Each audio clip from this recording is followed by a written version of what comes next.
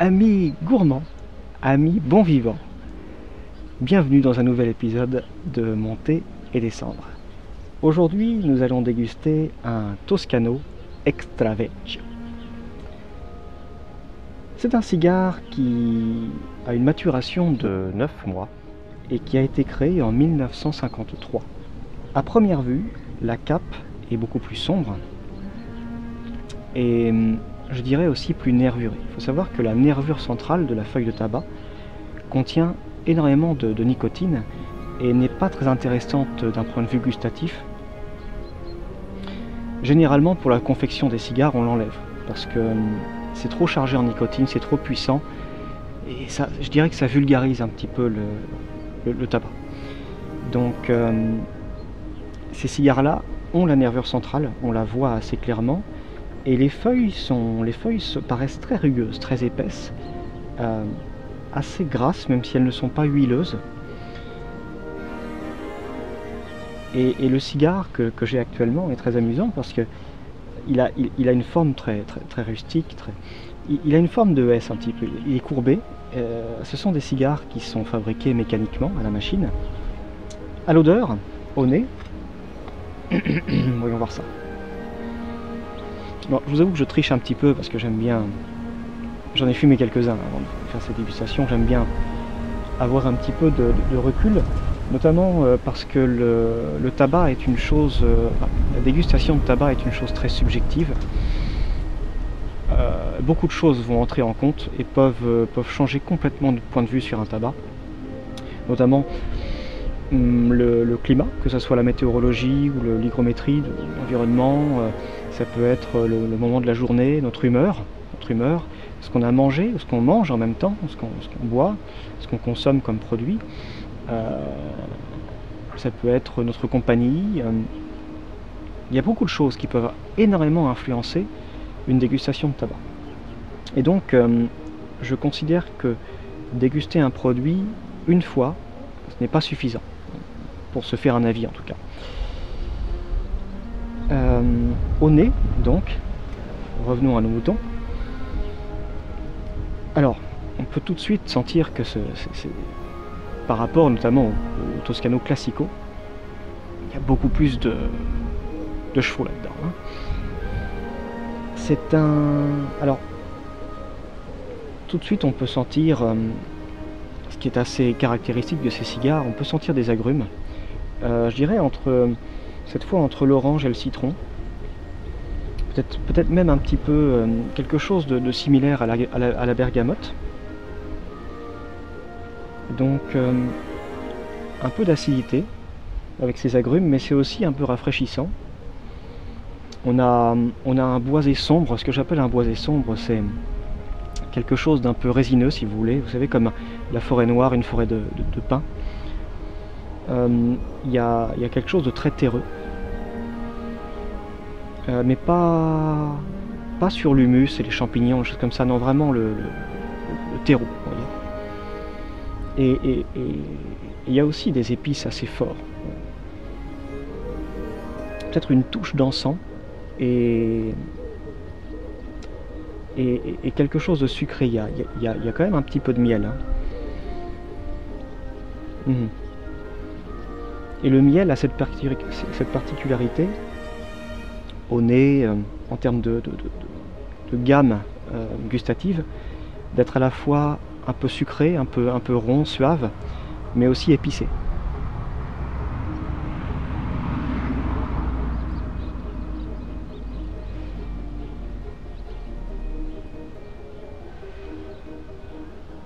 Il y a donc une palette aromatique au nez qui ma foi, est, malgré la puissance de ce cigare, est presque plus complexe que le Toscano Classico.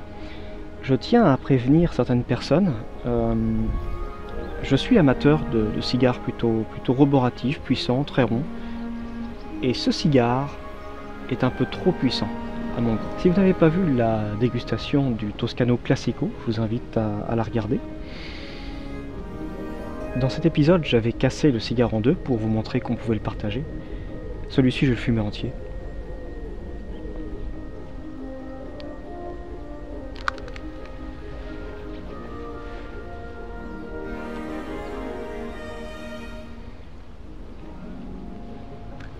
Comme je vous le disais, c'est un cigare qui est pourvu de nervures centrales, dont les feuilles sont roulées avec leurs nervures centrales.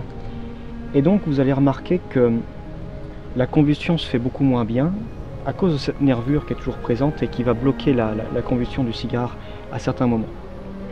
Et j'ai remarqué que pour éviter de bloquer cette combustion, il fallait tirer énormément, assez fréquemment sur le cigare, ce qui n'est pas recommandé du tout. Donc je vous invite à fumer ce cigare normalement, et quand cette nervure centrale a du mal à s'embraser, rallumez votre cigare, tout simplement. Ça vaut pas le coup de tirer plus qu'on ne le devrait, juste pour avoir une bonne combustion.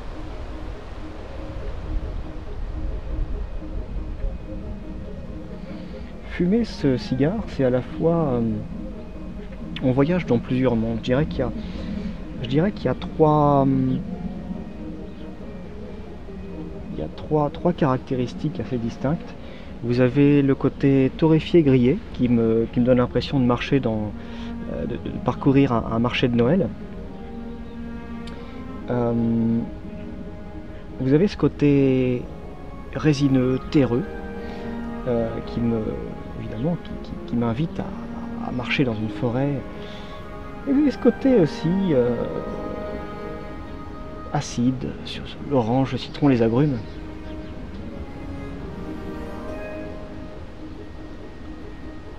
Et donc on a vraiment un mariage assez unique de saveurs.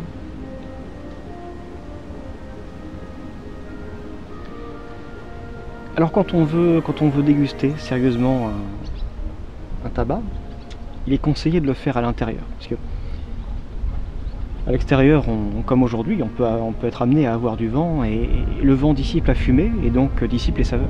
Et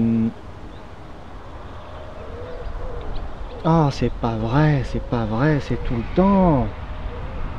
Ah là là là là, entre la disqueuse, les voitures, incroyable.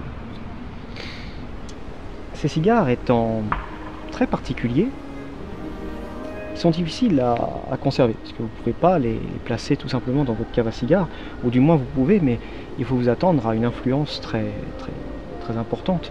J'ai peut-être une meilleure solution à vous proposer. Vous pouvez conserver vos Toscano ou des cigares un peu particuliers comme les cigares de ce mois dans un contenant hermétique. Si comme moi vous préférez éviter de faire vos achats sur internet et que vous préférez privilégier les petits commerçants, il faut savoir que vous pouvez vous rendre chez votre buraliste et commander des cigares ou du tabac. Certains vont vous demander un paiement par avance, ce qui est tout à fait compréhensible parce que certains produits sont des produits niches qui ne vont intéresser que peu de personnes. Et donc pour être sûr de les vendre, ils vont vous demander un paiement par avance. Et souvent on va vous demander d'acheter des cartouches entières ou des boîtes entières de cigares. Mais il faut savoir que c'est possible. En dépit du fait que je sorte d'un bon repas, vous avez vu que la puissance de ce cigare me monte un peu à la tête. On se sent comme inondé un petit peu de cet arôme de fruits à coque torréfiés, de résineux fort, des épices, de la terre.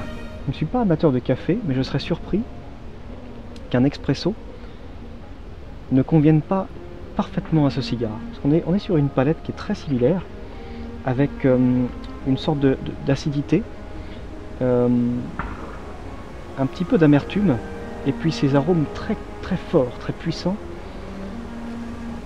très rustiques. On sent qu'on a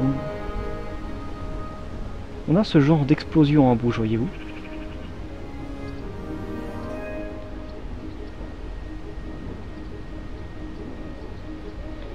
Et je me demande si le mariage de l'expresso et de ce cigare ne pourrait pas rendre son fumage plus agréable. Et je serais curieux de voir ce que la même recette de fabrication de ce cigare et de traitement des feuilles pourrait donner sans la nervure centrale. C'est un cigare que je suis content d'avoir essayé, mais que je ne pense pas m'acheter de nouveau. Pour être honnête, je le trouve un peu vulgaire et particulièrement beaucoup trop fort. Je n'arrive pas à imaginer de situation durant laquelle je pourrais apprécier à 100% cette volute. Et c'est dommage parce qu'en dehors de sa puissance, c'est un cigare qui est certes linéaire mais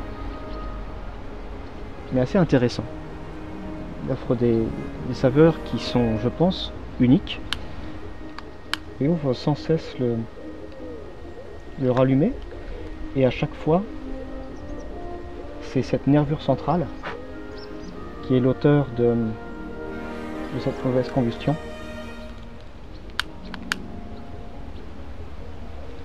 Je dirais qu'au niveau du tirage, comparativement au Toscano Classico, celui-ci est légèrement plus serré. Mais ça reste un tirage très agréable. Il est préférable de le couper en deux, dans la mesure où le fumage du cigare entier, au début, offre un tirage légèrement difficile, sans que ça soit vraiment un problème. Autre chose que je remarque, la bouche se trouve tellement envahie par ces saveurs très fortes qu'on finit par en perdre le fil. C'est très long en bouche, mais pas de façon agréable. Voyez-vous, je vois le fumage d'un cigare ou d'une pipe un peu comme un repas gastronomique.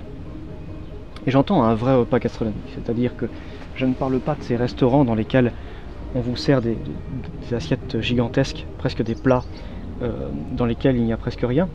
Je vous parle de ces restaurants dans lesquels eh bien, vous confiez au cuisinier, vous lui confiez votre appétit. Et son rôle, c'est de vous faire découvrir un maximum de saveurs, un maximum de produits, tout en préservant votre appétit du début à la fin. Je suis à un peu plus de la moitié de mon fumage, mais ça fait un petit moment que je ressens ça. J'ai déjà plus envie de fumer. J'ai déjà plus envie de fumer parce que les arômes sont trop forts. C'est dans ça que je dirais que ce cigare est vulgaire. Désolé d'employer ce type de mots, mais c'est ce que je pense. Il faudrait peu de choses pour qu'il ne le soit pas. J'aurais aimé découvrir cette même recette, mais sans la nervure centrale des feuilles. Je pense qu'on aurait eu beaucoup moins de nicotine, beaucoup moins d'arômes, je dirais un peu amers, et terreux, forts. On aurait eu une meilleure expérience, je pense. Alors vous allez me dire, d'accord, pourquoi ne pas fumer ce type de cigare à la fin de la journée, en dernier? Eh bien, je vais vous dire pourquoi, parce que vous n'avez pas envie d'aller vous coucher après ça, on a un peu mal à la tête, on se sent pas satisfait. Je me demande si l'expresso ne pourrait pas maquiller cette vulgarité. Je ne sens plus vraiment les arômes d'agrumes. Je ne sens plus du tout le miel depuis environ la moitié du cigare.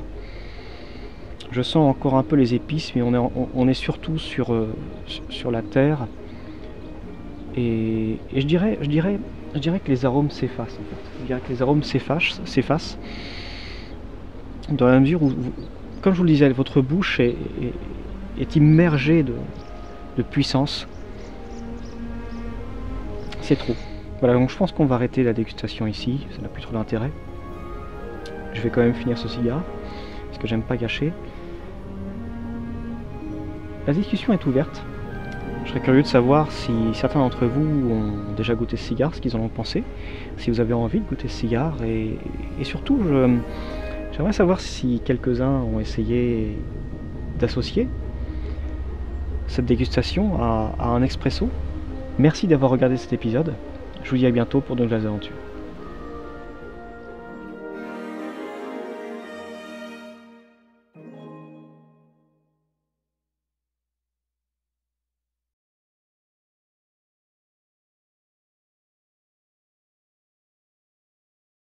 Je vous prie d'excuser par avance le manque de linéarité de cette dégustation.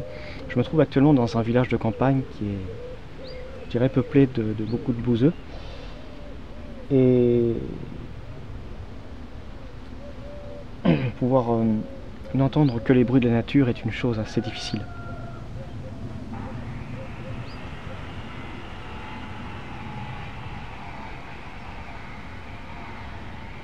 Merci.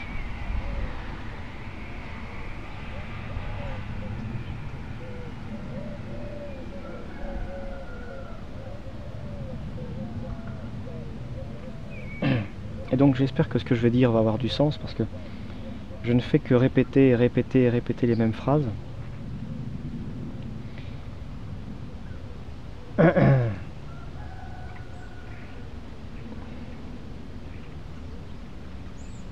Bref.